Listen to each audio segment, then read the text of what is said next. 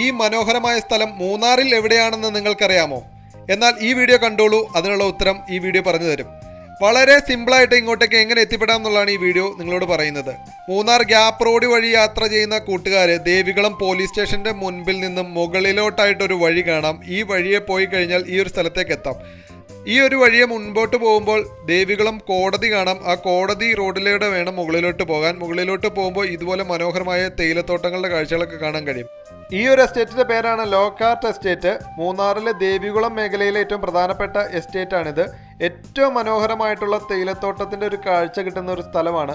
മൂന്നാറിലെ എത്ര തിരക്കുണ്ടെങ്കിലും ലോക്കാർട്ട് എസ്റ്റേറ്റിന്റെ ആ ഒരു മേഖലയിലേക്കും ഈ കാണുന്ന വ്യൂ പോയിന്റിലേക്കൊന്നും ആ തിരക്ക് അനുഭവപ്പെടുന്നില്ല എന്നുള്ളതാണ് ഏറ്റവും വലിയ പ്രത്യേകത.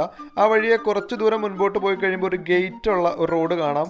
രണ്ട് സൈഡിലും തേയിലത്തോട്ടവും നടുവിലൂടെ റോഡും പിന്നെ ഒരൊറ്റ മരമൊക്കെ ആയിട്ടാണ് ആ ഒരു സ്ഥലത്തിന്റെ ഏറ്റവും വലിയ പ്രത്യേകത. ഇപ്പോൾ നമ്മുടെ മുൻപിൽ കാണുന്ന